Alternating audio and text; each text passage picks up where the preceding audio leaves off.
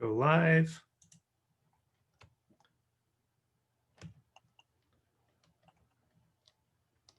Now live streaming on Facebook. Oh, we could. All right. I guess it's working. I guess it is.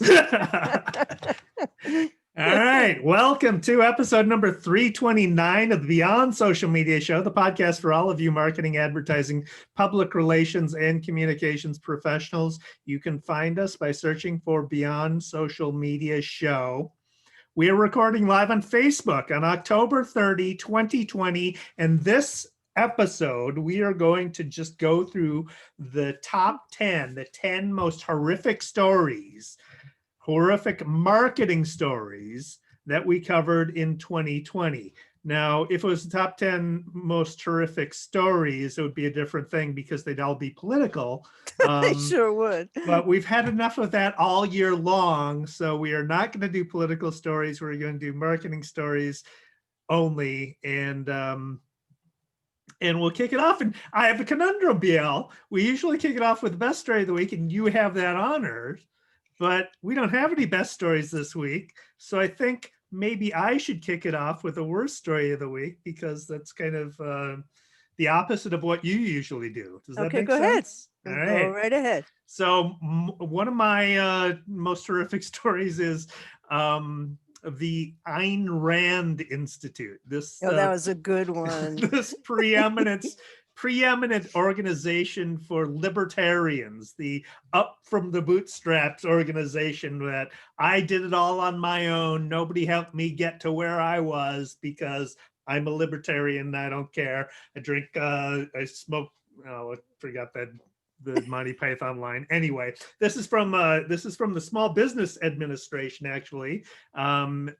Twitter user named Pat Fitzgerald tweeted it. He's with Booz Allen Hamilton, tweeted a link to the Small Business Administration, noting that the Ayn Rand Institute received a PPP loan of between $350,000 and $1 million. Again, the Ayn Rand Institute, the libertarians who don't need nothing. They all do it on everything that all their successes due to their own, and they don't need any subsidies of any kind ever. So the book should be renamed Atlast Scammed rather than Atlast Shrugged. I'm betting they didn't give it back either. Yeah, I'm betting it's true. All right, well, on a lighter note, I guess, this is from our episode in April, number 303, and this was when Facebook, the least private platform on the planet, launched a private app for couples. This is a Verge story from Ashley Carmen, and if we were doing comedy, this would definitely be the lead story. So Facebook launched this app called Tuned, and it encourages couples to create an intimate social network between just each other. What could go wrong? And from it was an iOS only app, and you could share your mood, exchange music, and create a digital scrapbook. It was billed as a private space for both people to connect. It was a failure. It's still there. It's still there, though. I have another one about why that would not be a good idea, but that's later. Yeah, well, I mean, the last organization I would want to entrust my private life to, my private romantic life to, exactly, is Facebook. Exactly. Yeah. This one I just love.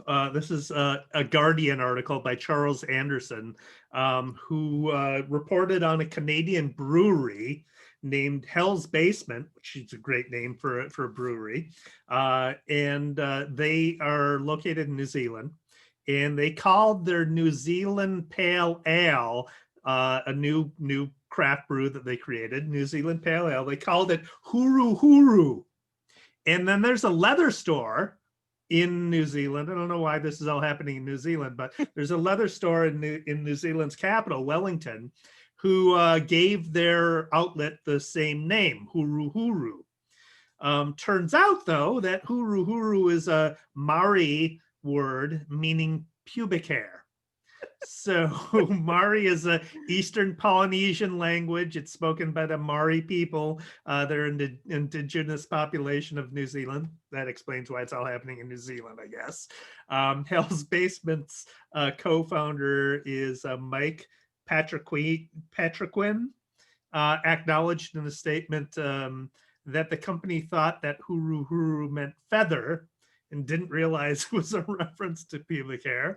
And then a spokesman for the Wellington leather store also said that they didn't know that huru huru would they meant no offense by naming their store huru huru. They thought it meant wool, feather, or fur. So Okay. the lesson is always do your translations with the native speaker of before you name your brand something that you don't is not your native tongue. Okay, so this is a contentious topic between us, Dave. This is from episode 297 back in February, and yes, your smart speakers are spying on you. You're not imagining it. Your smart speakers record you a lot more often than you think, according to a new study. This is from a Vox Recode article by Sarah Morrison. The report's from Northeastern University. It's titled "When Speakers Are All Ears." And it notes that smart speakers accidentally activate as many as 19 times a day, recording as much as 43 seconds of audio each time. That's not great if you're kind of a privacy-minded smart speaker owner, although that might be an oxymoron. Especially since the companies that makes these devices hire contractors to listen to small snippets of recordings. So the good news is they didn't really find any evidence that the devices were constantly recording your conversations, and about half of the accidental activations ended in 6 seconds. The bad news is about the other half of the accidental recordings lasted as long as 43 seconds without the hypothetical user's permission or possibly, knowledge. So Google also said that, yes, it may use the things you say when it's activated to target ads to you. Big surprise there. Different companies have their own rules about how much you can control being listened to. So take a look at the links in the article and learn more about what you can control. 43 seconds is not a long time. Oh, it could be. It's not a long time. I do. Instances where it was. Yeah, if you have your smart speaker in the bedroom, it could be longer than. And you do, don't you? Yeah. I'd take that out of there if I were you. And I'm fully aware of it. The interesting thing, though, is that the only smart speaker that will randomly start talking as if I'd activated it when I hadn't is Amazon's. Google's has never done that for me. Siri does it sometimes. Oh, really? Okay. Yeah. Siri all of a sudden she'll say, "I didn't get that, BL." Like, what? I wasn't talking to you. Yeah. Sometimes like at 2 a.m. So you shouldn't leave your phone in your bedroom. All right, there you go. Know if your phone's listening either. This is some shady Apple crap. This is from a Digiday article by Max Willens and Lucinda Southern, who reported on the most recent update. Well, at the time that this was in episode 319, so not that long ago, but when Apple updated their iOS and Mac OS Big Sur, they started forcing Apple News Plus customers, people who subscribe to the Apple News social news service. They started redirecting those customers to Apple News, to the Apple News Plus app. So subscribers who are browsing the web using the Safari browser would be redirected into the Apple News app for a story if they found it in search and clicked on it, rather than to the publisher's website where the story actually was originally published.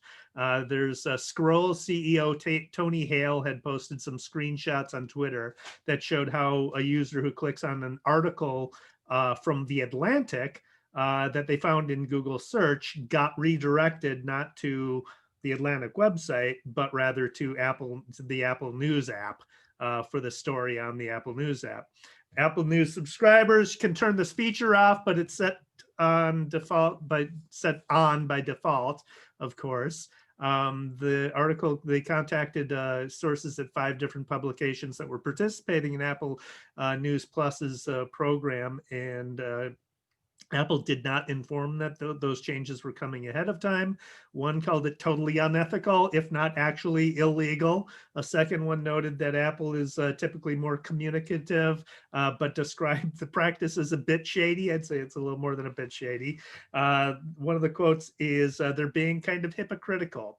They're saying everybody can't use third-party cookies and we can't track our audience. Meanwhile, they control the hardware and the software pipeline. And Apple, I might say, is using the same cross-site tracking that they block for everybody else who are using for people who are using the Safari browser. So they're very hypocritical. It's not just Apple with this issue. This has been a Google issue. This has been a Facebook issue. This is an issue that's been very, very thorny for publishers. And it still is. I think that Google is trying to resolve it recently, but it's not. They're not the only ones with this issue.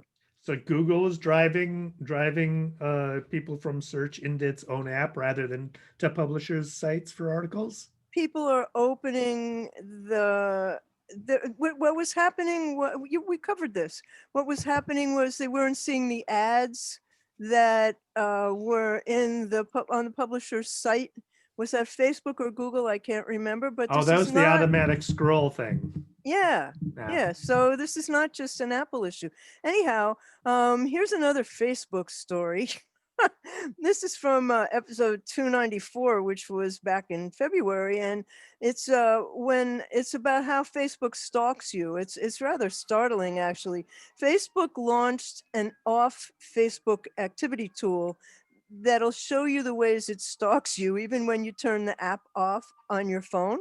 So Facebook, you can go to that app and it will show you what it's tracking on you. So this is from a Washington Post story by Jeffrey Fowler. It reminds us that we're really living in a reality TV show. That's really the bottom line here, where the cameras are always on, and the story has privacy settings that you can change right now so that you can stop this, but you need to look at what Facebook is tracking because it's mind-boggling. Anyway, they gave us a glimpse of how much it knows about us, and this long-delayed tracker was made available to the 2 billion Facebook members. It shows how Facebook and its sister app Instagram and Messenger don't need a microphone to target you with these specific ads. They're all up in your business in a whole bunch of other ways. So it'll show you, the tracker will show you 180 days worth of data that Facebook collects about you, and from the organizations and advertisers that are in cahoots with it. But it's buried behind lots of setting and menu. And so I'll put a direct link to it in the show notes. But it resulted from a promise that Mark Zuckerberg made during the height of the 2018 Cambridge Analytica scandal. He said that he was going to make it possible for us to clear the history in our accounts. But you really might be surprised to see what they're tracking. In the article, he said that he was flabbergasted to see that they tracked a visit he'd made to a fertility clinic with his wife. I mean, the stuff that they're tracking is mind-boggling. Anyway, this is yet another reason why I don't have Facebook on my phone and why I really don't use it anymore. Well, you can make the argument that, I mean, Facebook is at least they're open about it. They built a tool for you to find out exactly what they're tracking. What they're tracking would not surprise me at all. I mean, you got the app on your phone, it's going to track your location where you go. It's got its own map, not as mapping service, not as good as Google's, but still it knows where things are on a map, so it can tell where you're going. Not at all surprising to me. radical transparency. At least they're out in the open about it. Well, They're saying what they're everybody should doing. be doing it, that's for sure. Right. You know, but they don't make it easy for you to find it, Well, which of is how course, it yeah. ended up in the worst stories. Yep. So go right ahead. All right. So It's this getting really bad, Dave. yeah, this is gonna suck if it comes to pass in a big way, but we don't know it yet. But this was from a Search Engine Land article by Ginny Marvin, who reported on Google's announcement that they are going to stop showing search queries for that trigger ads for advertisers where there's not significant quote unquote data. So the question is define significant, which of course Google didn't define.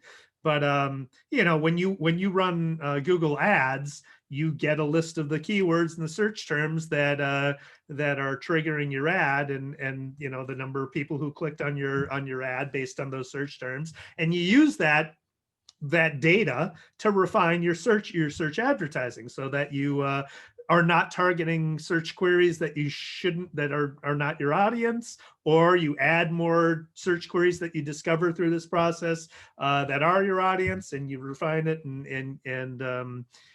but they're taking these away for search data that is not significant.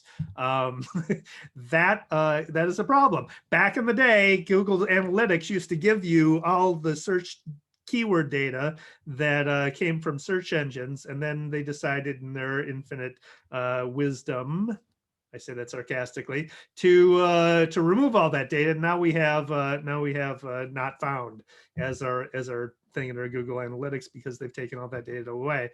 If they do it in ads where you're paying for the data, then that's significant and horrifying. And I hope significant is like nothing at all, but we probably will never know. We won't. So this was back in the end of March when 2020 started to suck really badly, when South by Southwest was canceled.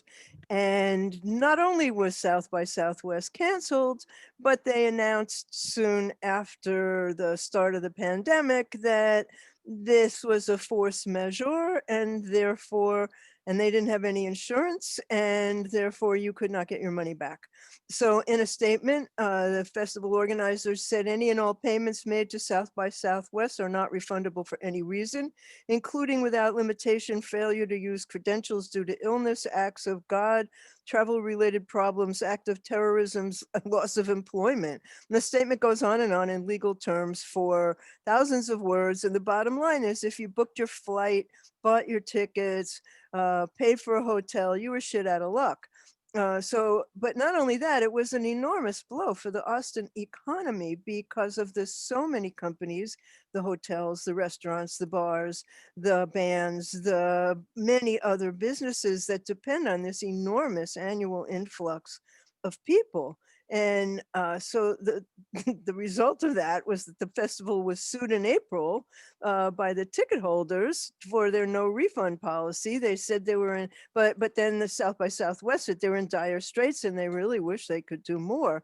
So what they offered instead was pass holders can have free registration, which is equivalent to the amount they spent for the 2020 festival, valid for Southwest 2021, 2022, or 2023.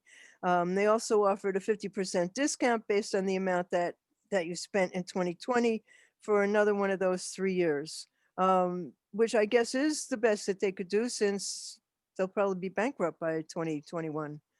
What a mess.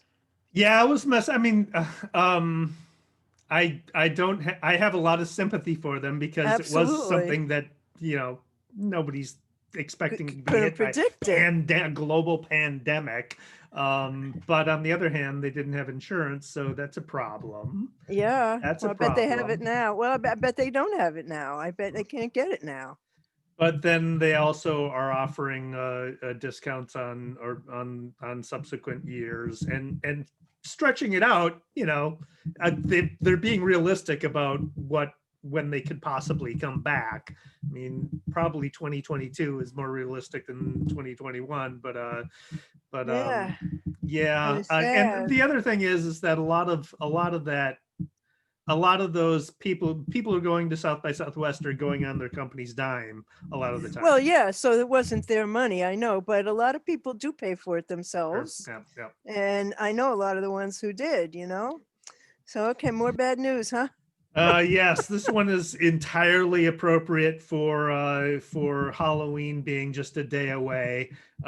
This is from Metro UK's Natalie Morris, who reported on a producer in Gandhinagar, India, who had created a system that allows you to print the bottom half of your own face onto a COVID mask. So Horrible. when you wear it, it looks like you don't have a mask on. It just looks like your face. It almost is like a camouflage. The masks themselves are typical design. The standard cotton covering, has a shield over the nose and the mouth with two elastic straps. But you look at them, the pictures of them, they're just Creepy. creepy AF. Absolutely, you can wear it as a Halloween costume yourself. Actually, if you're going to any, like virtual Zoom Halloween festivities, that would be the perfect thing to wear. That's hilarious, really. So, this is actually from last week, from episode 2 weeks ago, 327. Researchers looking at the way that online behavior gauges our public mental health, and the results were not pretty. According to sadly, there's an app called the Hedonimeter. Still can't say it. Hedonimeter. And this is from a study called "Is Everyone Okay? Let's Ask Social Media." It's from a New York Times story by Casey Schwartz, and it looked at the words being used in social media across the world to identify the mood of the platforms. And it turns out the saddest day of 2020 on social media was Sunday, May 31st, the day after the murder of George Floyd. And if you listened to us that week, we couldn't talk about marketing. All we could talk about was the devastation that we felt. And it hasn't gotten that much better since then. I'm still curious about why is it called the Hedonimeter? Um, Because I can't think. Hedonistic, to look and see if there's hedonistic behavior. I guess if you're a hedon, you're happy. And it was looking to see if anybody was happy. Okay, and they didn't find that. No, Okay. we're not okay. All right, all right.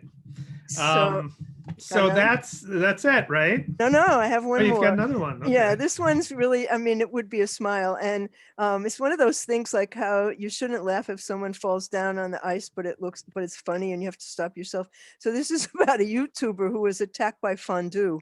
Um,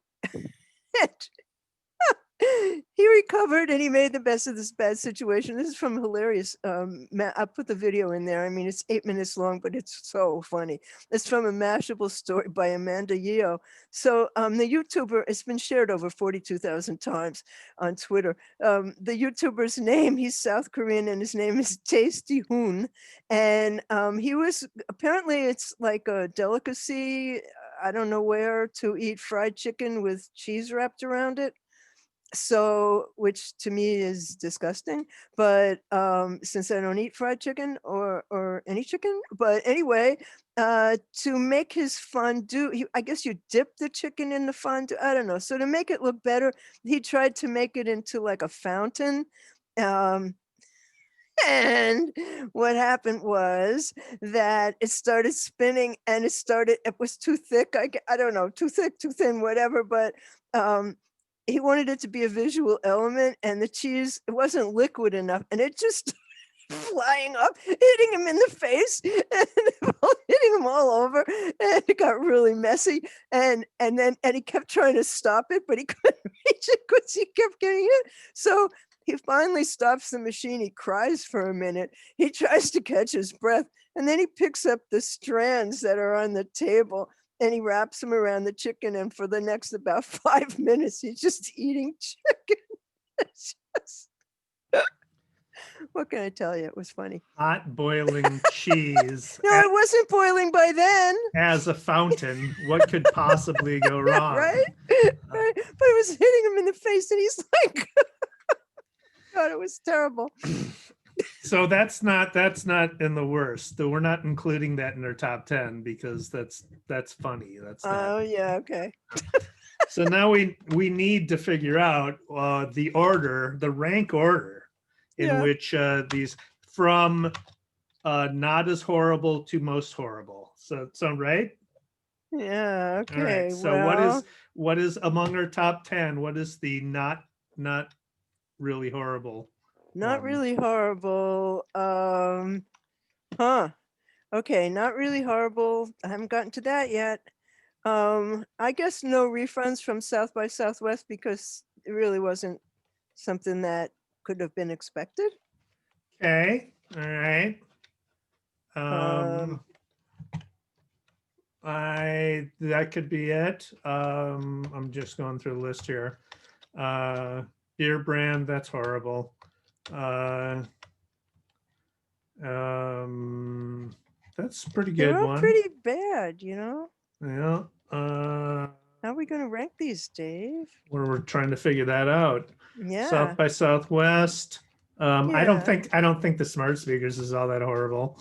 Well, you wouldn't because you have a few. Okay, let's do South by Southwest as the least horrible. South by Southwest. And then probably the smart speakers. Okay. All right. Yeah. Okay. Then we've got Facebook launches private app for couples. That's pretty horrible. Facebook Yeah. stalks you. That's worse.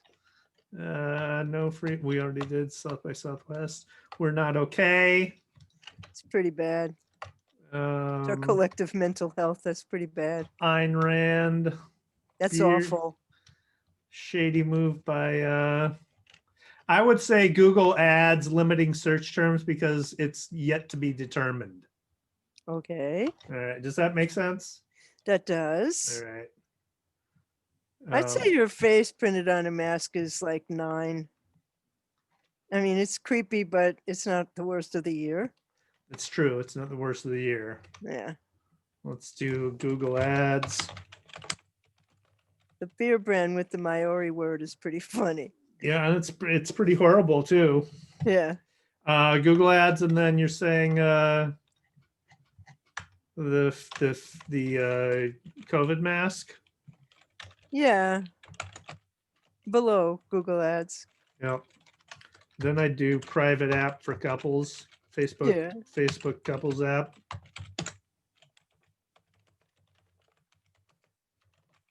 And Facebook stalking you, that's up there. Okay, so now we're getting into the serious stuff here. I think your smart speaker spying on you is bad, Dave. We already did that. We already decided on that one. That's because you have it in your bedroom. Not nearly that bad. It's only 43 seconds. We're not okay.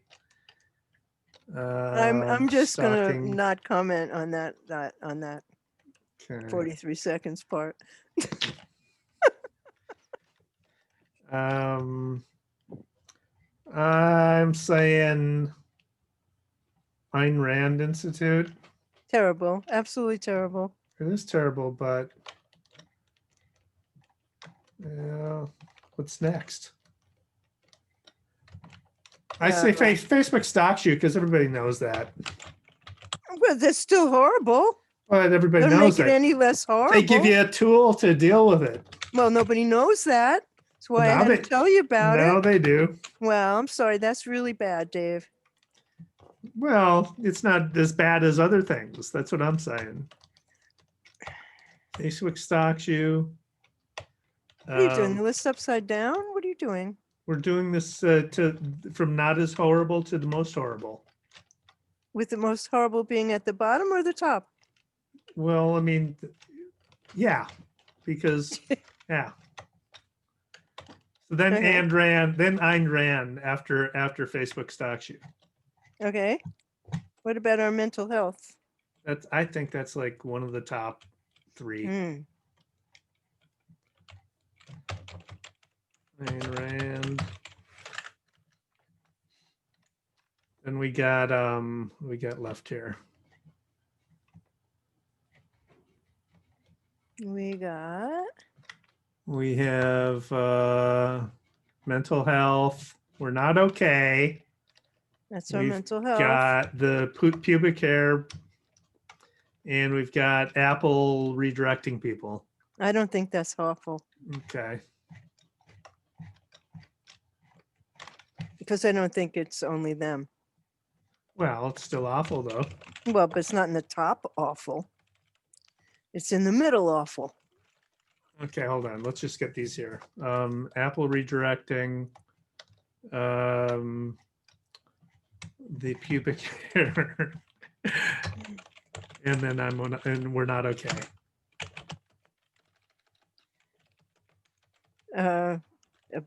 Pubic. What? Oh, yeah. What's the name of the pubic hair judge on the Supreme Court? Clarence Thomas.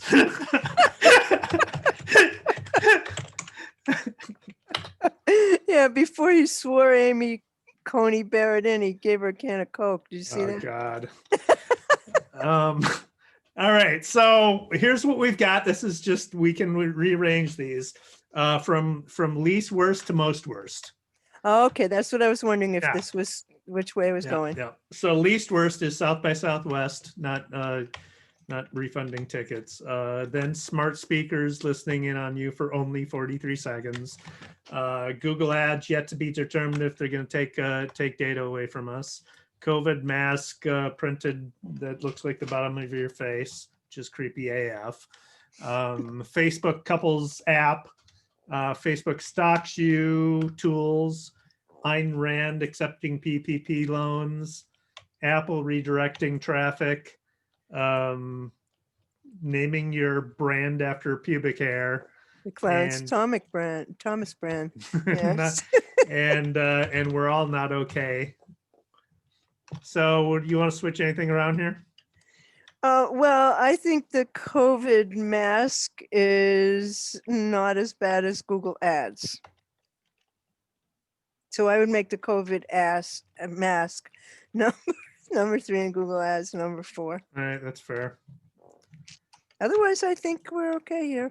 All right. With all the horrible news of the year, boy, aren't we a lot of fun tonight? We are a lot of fun. We have actual fun things to talk about that are nevertheless horrible. Just not horrible for us. So horrible, right, horrible. And happy Halloween to everyone. Yeah. All right. So let's wrap this up with some Halloween statistics. And for this, I just pulled up Google Trends and their Halloween search data. And you know what? I'm going to share my screen so we can just run through this and see what people are searching for Halloween. Are you seeing that, BL? Yep. Okay. So the top question on Halloween for the past week, what questions people are asking about Halloween? When is Halloween? How does anybody not know that? How many days until Halloween? Can't people count? What day is Halloween? Come on. Is Halloween canceled? Now that's a good question. Right. What should I be for Halloween? That also Google is a good tell question. You that. Yeah. So search interest in Halloween activities during the past week. Horror movies are very popular in Maine, in New Hampshire, and Vermont, and Massachusetts. And you know what? I'm going to guess why they're very popular up there. Why? Is because Stephen King is from Maine. Oh, right. I don't know, but it sounds logical to me. It's as logical as we're going to get here. Exactly. They're also popular in Montana and in South Dakota. And South Dakota probably because they're all going through their own horror show right now. Are with they the ever? Coronavirus. But you know what? Blame their governors. Pumpkin Patch is the top search during the past week for Halloween activities for the rest of the nation. Whatever. Really? Yeah. I have a pumpkin Oh, patch. to be able to go to one, I Yeah, bet, you know? yeah. I've Yeah. got a pumpkin patch just down the street, literally in the same block as me.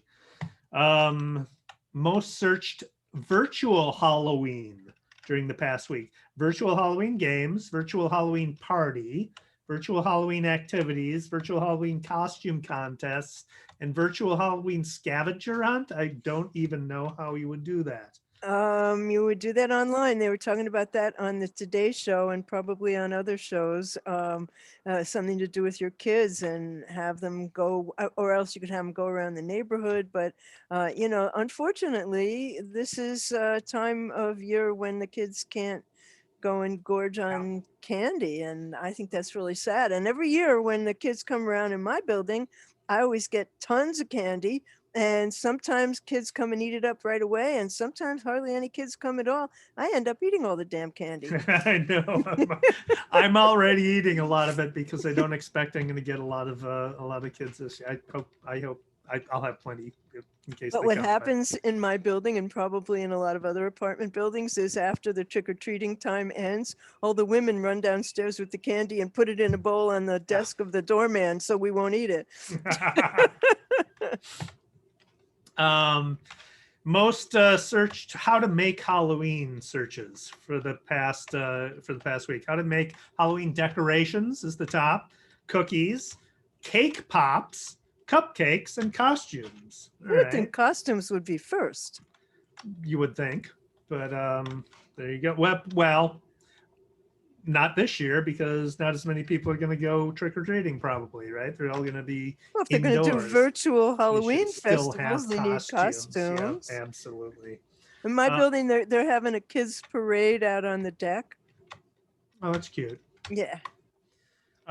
Spooky, let's see, search interest in spooky drive-through activities. So there's two types of drive-throughs for this year. Haunted car wash. Oh, that's hilarious. I've never heard of such a thing. I haven't either, but that's hilarious. I love that idea.